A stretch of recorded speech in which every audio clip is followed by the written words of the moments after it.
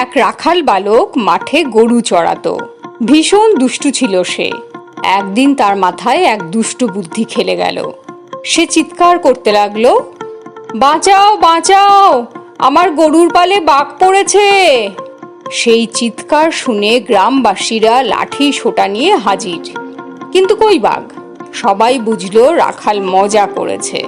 সবাই যে যার কাজে ফিরে গেল। রাখাল কিন্তু খুব মজা পেল। কয়েকদিন পর সে আবার সেই কাজ করলো। লোকজন ছুটে এসে দেখলো বাঘ নেই। এরকম বেশ কয়েকবার হলো। এরপর একদিন সত্যি সত্যি বাঘ আক্রমণ করলো। রাখাল প্রাণ ভয়ে বাঘ বাঘ বলে চিৎকার করতে লাগলো।